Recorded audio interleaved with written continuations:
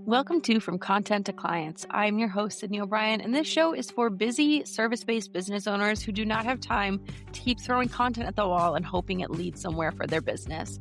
Here, we talk about smarter content making, stronger messaging, and how to create content that actually helps your business get clients, especially if you are working in small chunks of time. Welcome back to From Content to Clients. Today is a really exciting day because I get to talk to Carolyn, who does all kinds of website strategy stuff. Can you tell us a little bit about your background? Actually, before we get into your website background, can you tell us what you were doing before that? Just because I think it's so cool.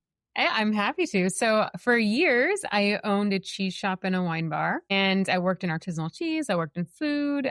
I met my husband. He was a chef. We met working in a restaurant together, and I loved it. I loved getting to, work with these small cheesemakers and tell their stories to people. I used to love teaching cheese and wine classes, cheese and beer pairing classes. I had a little bar where I did flights and pairings, and that was my whole life.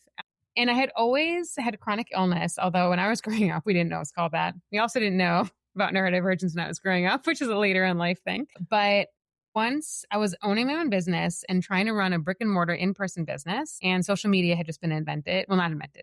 Instagram had just been invented. And so I was trying to keep up with marketing and wearing all the hats, which anyone who runs a business solo is very familiar with, right? Like hiring and training and doing all of my legal stuff and any kind of, client and customer management, nurturing all that. And I was really overwhelmed. And then I became a parent. And my health got worse. My executive functioning got worse. Everything just got really overwhelming. And I went, I would say, into burnout, although I didn't realize it at the time. And I decided I needed a change. So I sold my shop. I got rid of my shop and didn't know what I was going to do after that. And I was like, I know how to do so many things because I ran a business, but I can't do these for other people because I just know how to do them for myself. So I took a little bit of time and was helping other small business owners that I know with the things that I had learned how to do. And I decided to go really full force into the website design element of it. What I hated doing my business, I actually love doing other people's.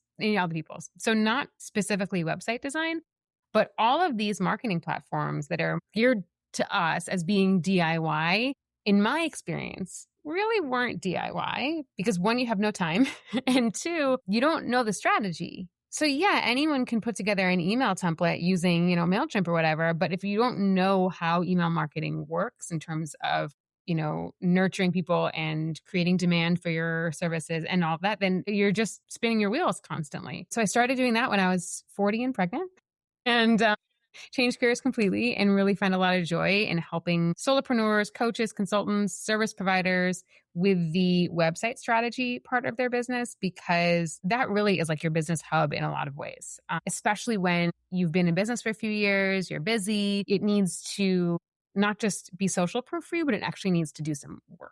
So yeah, that's how I got into what I'm doing now. My first word was cheese. My 9-year-old's first word was cheese, and my 6-year-old won't touch it. He hates it. So that's where we landed. That's so funny. Yeah. Yeah, my 3 kids all hate cheese, so I rarely buy it, and it's such a shame.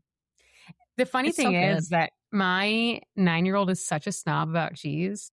And this wasn't something that was baked into his childhood. Of course, he ate good food and he ate good cheese, but he can tell the difference, even though it's been, I don't know, I haven't owned a cheese shop since 2017. He was a year old when I sold it, and he's still he will only eat the good stuff. That's funny. He has good taste. He does, yeah. Can't blame him. No. Something you talk about a lot is the prep before the prep when it comes to websites. Now, to me, it sounds really intriguing because I love the strategy side of things, but that also sounds really daunting and maybe potentially tedious. Can you explain a bit about what that is and if it's as not fun as it sounds? I mean, it is not the sexy part of building a website. And I'm a website redesign expert, right? So I work with people who usually DIY'd their first site. They've maybe been in business anywhere between 3 and 7 years, maybe a little more, a little less.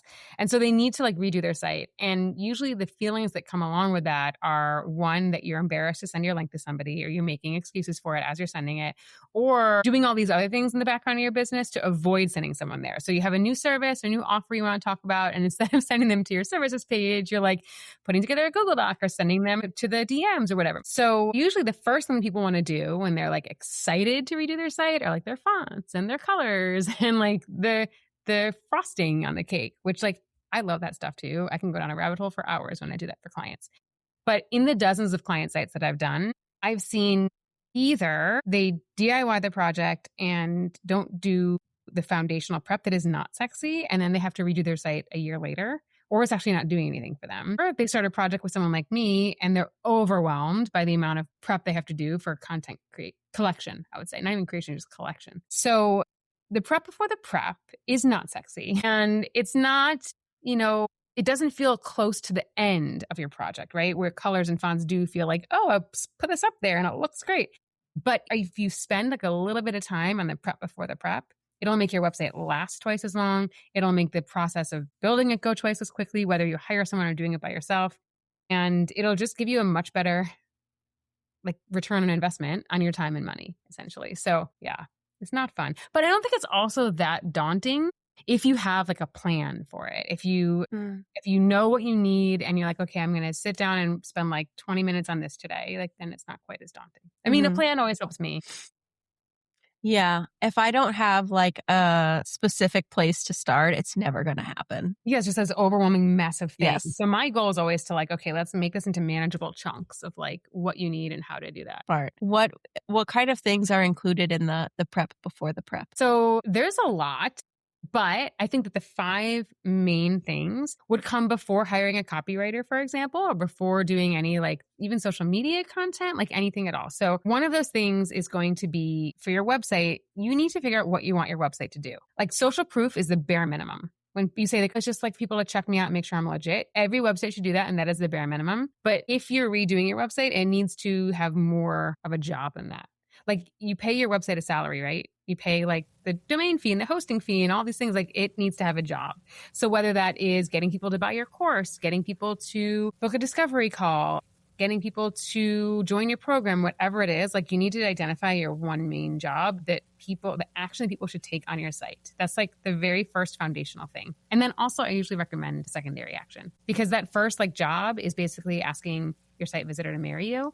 And like not everyone's ready for marriage if they're just coming in cold. So let's ask them on a date also, which might be like joining your email list or listening to your podcast or whatnot. So that's like the very first thing. And from there, you want to go into like, okay, who do I want coming to my site? Because one of the main things that I see when we're redoing sites is that people aren't necessarily clear on their target audience. And I think there's a lot of misconception around this because people will think, I don't want to niche that specific because then I can't work with other people. Oh, you can certainly work with whoever you want, but you need to be speaking directly to your target audience in terms of, what you present as your offers, the language that you're using, the imagery that you're selecting, all those types of things. From there, you want to go into your brand bio, and the target audience and the brand bio are so key for like any kind of marketing that you're doing, right? Like for your again, social media, copy, anything. But I want to have like a really clear description of what you do, how you do it, and who you do it for. Because again, a lot of people that I work with come in with like 2 paragraphs instead of like 2 lines.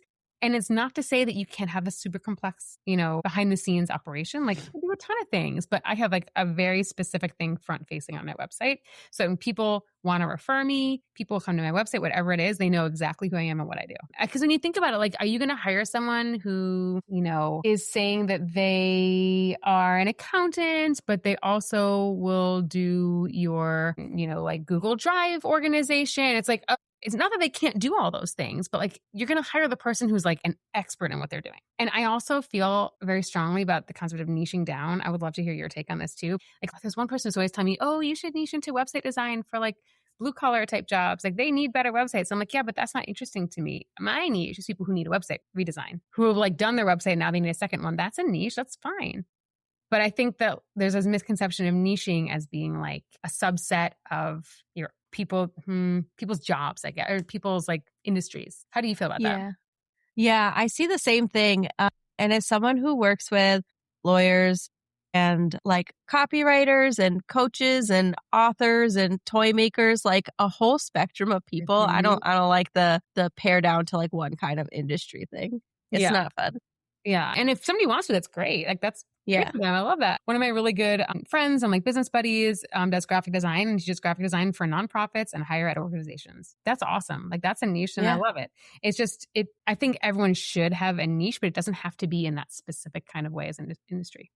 All right. So those are three things. I think that having some sense of the visual direction you want is really helpful. It doesn't have to be all the visuals done, but some people will come to me with a site and they'll just like photo dump. And it's like some photos were from their brand when they first started, and some are like, snapshots that their friend took, and some are like professional. Like you need to curate a little bit of your visuals. And you're hiring someone like me, you're going to get some visual support. I'm going to do, stock imagery search and icon search and customization, all those things. But I need to know where we're starting from.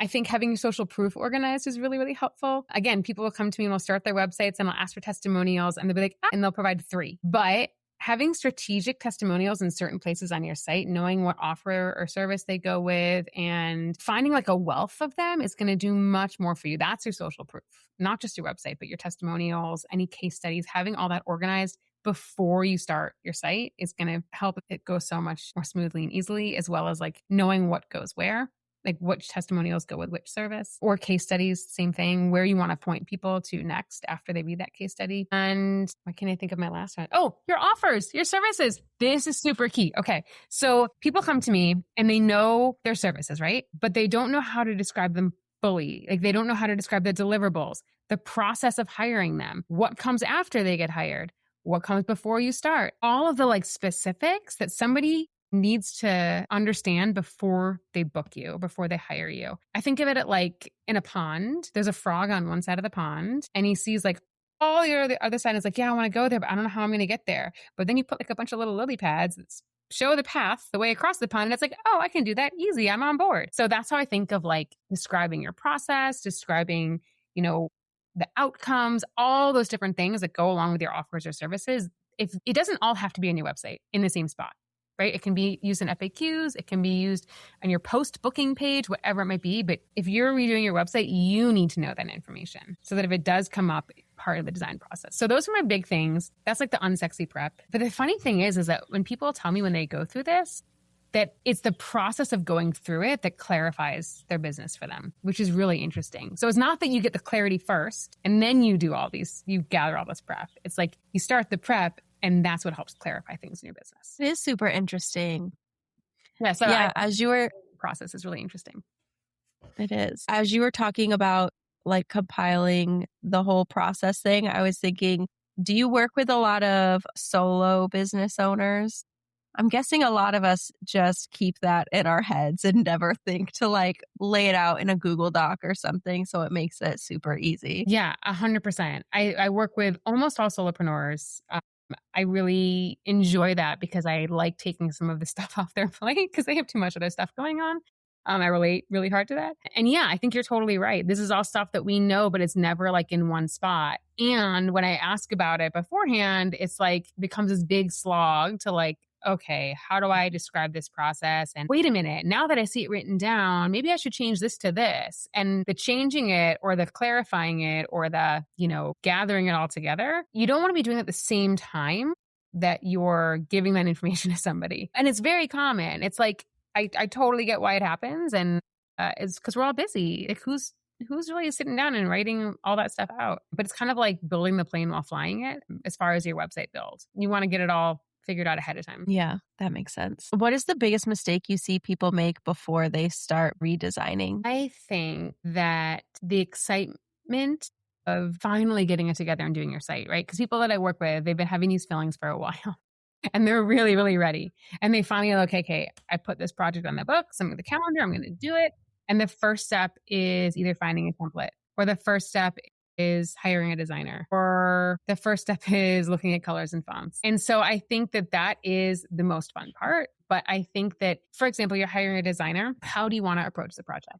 Do you want it to be done with you? Do you want it to be semi-custom build? Do you want it to be full custom bells and whistles? Do you want to do the copy yourself? Do you want to hire somebody for copy? What do you actually need? And like figuring that out should always come before the first step of hiring somebody or picking your colors and fonts or picking a template. Like most people pick templates based on how they look, but not on any of the foundational things, like what you want your site to do for you, what types of pages you're going to need to have on your site. So you buy a template and you start and you're like, oh, I actually don't have my copy. Let me stop. Let me write some copy. It fill in the sections that are here, not the sections that I need, but the sections that are in front of me. And then you go back to it and you keep building and you're like, oh, I need a sales page. And like, oh, this template doesn't have a sales page. Or same thing with hiring. You're like excited to like hire out, which I love. But then I get to like copy onboarding or talking about copy and they're like, oh yeah, I don't have any copy. So maybe we need to back up and like, either buy a copy template first or hire a copywriter, whatever it may be. So again, doing the fun stuff, which I love the fun stuff. But jumping ahead to that part is not where you want to start. That's like if you're baking a cake, we need to start with like the baking soda and the flour and the eggs and like all the structural things before we do the frosting. And then when you do the frosting, it'll actually stay up instead of like falling in on itself. And so it makes that part more enjoyable. But I think that starting both with prep and then starting with like figuring out how you want to approach the project, which I actually have a quiz for on my website, is a better place to start. Again, slowing it all down, making it all step by step instead of, diving headfirst into like, what's the end result going to look like? Mm-hmm.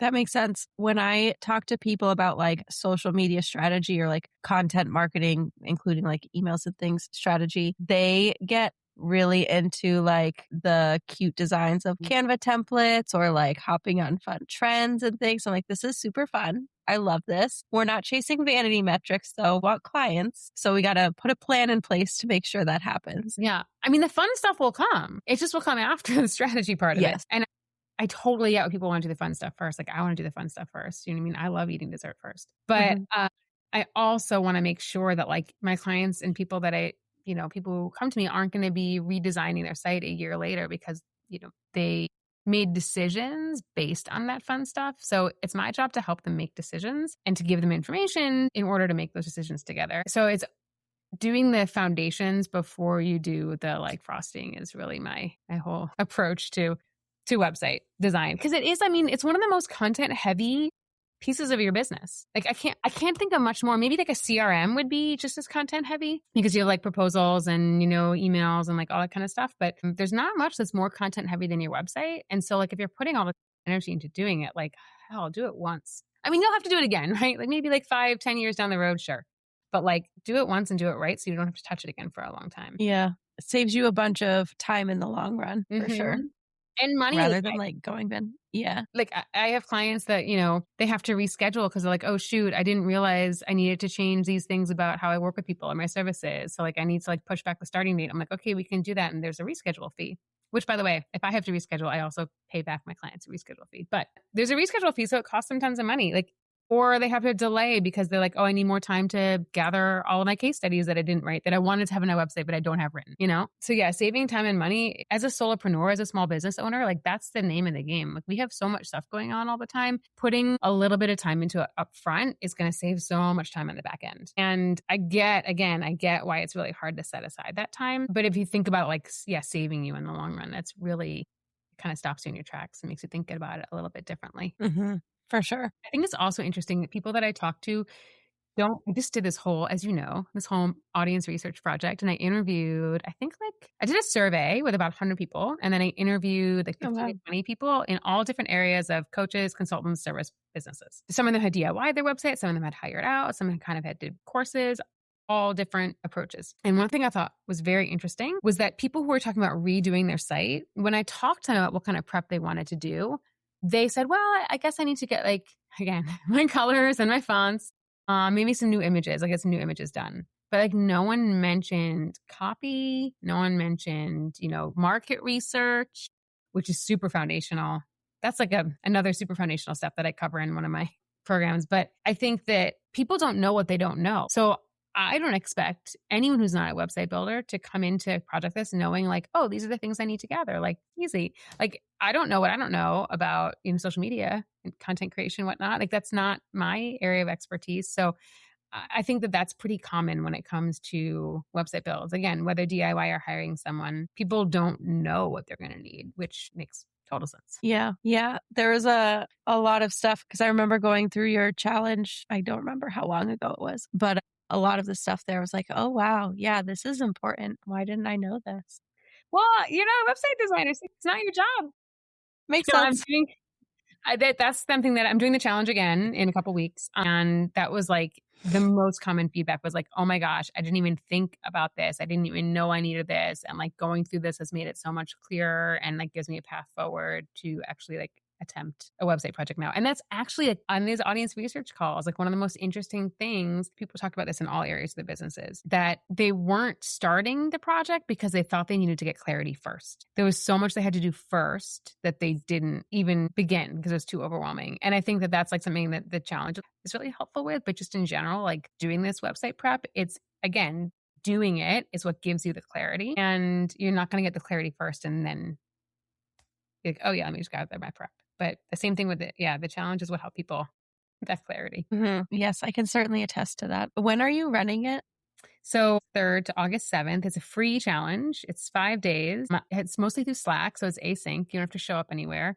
Every day I'll send an audio message, and there's a Notion dashboard to help you gather everything. And we go through each of like my 5 key prep areas, and I'll give you feedback. And I am in Slack all day long answering questions and helping people figure stuff out. And I think people learn a lot from each other too. So it's a great medium for that. And again, like the number one thing that I see over and over is that people, and you and I know this from, staying solo, like people want to do this stuff, but finding the time is nearly impossible with so many things competing for your attention. So saying like, okay, these 5 days are on my calendar. I'm going to spend half an hour a day on, like, even just that is the accountability factor. Like you're more likely to do it, co-working in a sense, even though it's async. And I also have like through my website, but through the challenge too, I have like a specific, it's called Trail Mix. It's a site prep kit. And so it goes beyond what the challenge does.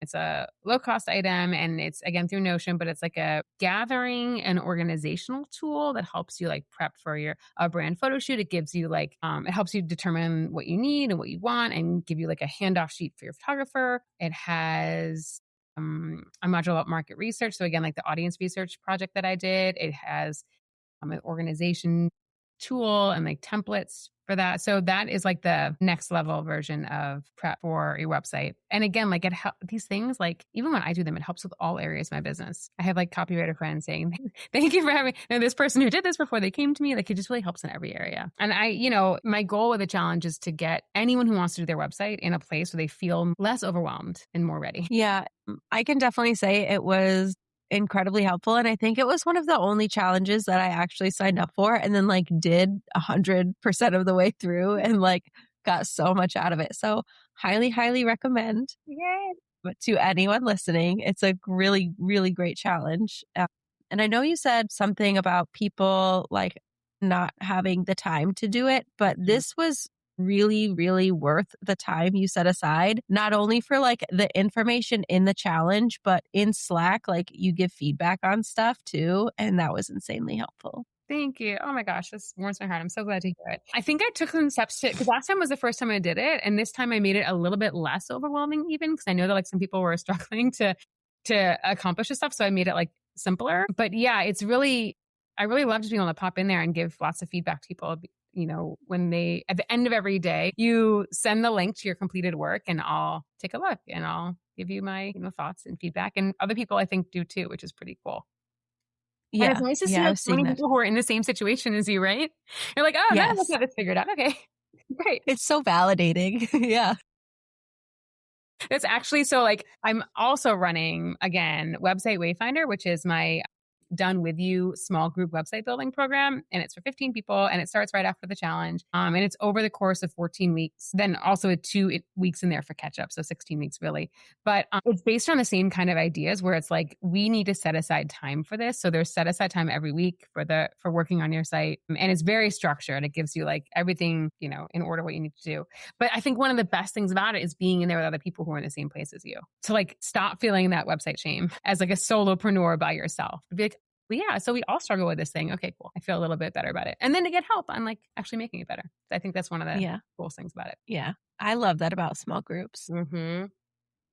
Especially for something like a website where it is like this huge part of your business and you just feel so awful when it's not as good as it should be. I mean, like right now I want to redo my website. I don't want to redo everything about it, but I open it to show people stuff and I'm cringing. I'm like, don't look at that. Oh, no, this is all getting redone. This is all getting redone. Not this section. Don't look there. Oh, this looks weird. Go over here. Yeah. Well, this copy's out of date. Yeah. So, I mean, it's nice to be with other people and also to get everyone's feedback, because some of the stuff you're like, oh, I did this, but does this look right? Or like, does this sound right? And getting, my feedback is great, but getting feedback from other people who are, in adjacent industries, you could say, is also really nice. It's really helpful to get like multiple opinions.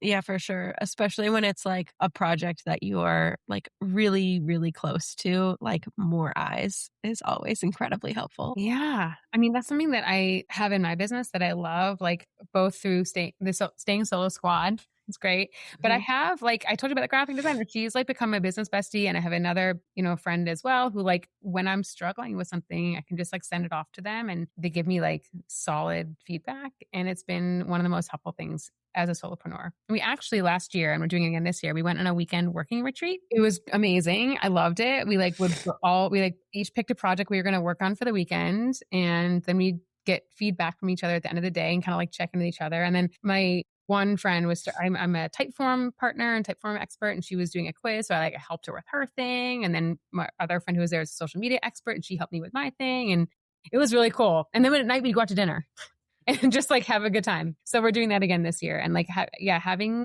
the feedback and opinions and troubleshooting, whatever it is from like other solopreneurs is really invaluable. I love it. That sounds like so much fun too. Is it as productive as it sounds? Yes. This is how I came up with the challenge and Website Wayfinder was last year on our Business Oh, wow. Besties weekend retreat. I like fleshed everything out and then I'd be like, oh, what do you think about this? Does this sound right? And they're like, oh, how about you do this? Like they just gave me so much. I'd always had it as like an idea in my mind.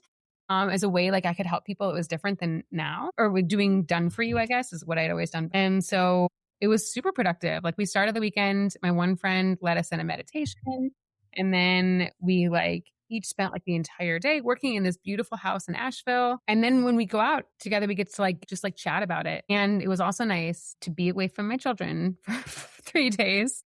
I love them, but it was so like it's so nice to feel a different version of yourself, I guess, or to like reconnect with a different version of yourself. And so that actually helped me be super productive as well and just like enjoy myself.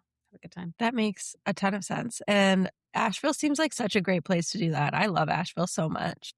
Same. But yeah, even like now when my kids aren't in the room with me and I'm doing this, I'm still occasionally like, did I just hear them start a fight? Are they like jumping on something they shouldn't be jumping on or something? Like even when they're right there, you're still kind of attuned to them a bit. So being away and being able to get stuff done must be very nice. It is. And like, I know that my workday is ending every day at 5:30 because we're going to have dinner together as a family or whatever it may be. I remember last year there was like one weekend or 1 week that like my husband took one of our kids somewhere and the other one was like off with, the grandparents. And I'd like wake up late instead of I love my little kids coming into bed and snuggling with me, but I slept past 6 a.m. every day. And then like if I worked 3 hours and then take a 2-hour break and then work till 10 o'clock at night, like I could just do it however I wanted. And, if you're young and single or older and single, like you get to do that. But as a parent, it's not quite as easy. And even like, my kids are in camp all day today, but I know that like that hard stop is coming and I have to like disconnect almost. Like I need like a break in between. I work in my home office and I need a break between here and like going in to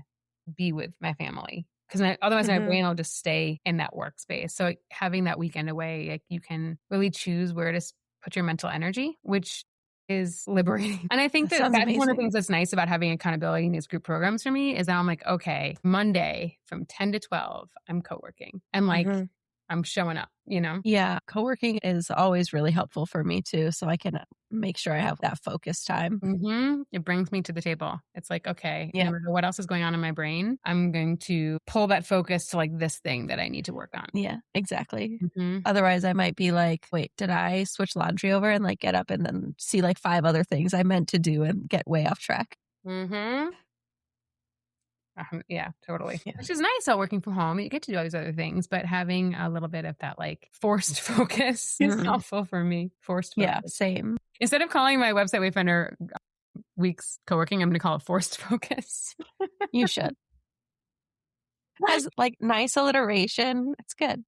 For someone listening who's realizing they're probably not as prepared as they thought or their website isn't up to par as much as they thought, where would you suggest that they start? I have lots of resources to help. So my business is called Maypop Creative Studio. If you go to maypopcreativestudio.com/ freebies. If it's while I'm running the challenge, join us in the challenge. I do it twice a year in the summer and in August, and then again in the beginning of January, kind of like when everyone's regrouping a little bit and thinking about their plans for what's coming up. So that's a great way, the great place to start. You'll also find there the link for Trail Mix, which is my prep kit. And like that has been born out of the place that I find clients need to start when they come to me. So it's like when they're ready to start a website, when they're ready there to start a website, what they actually need.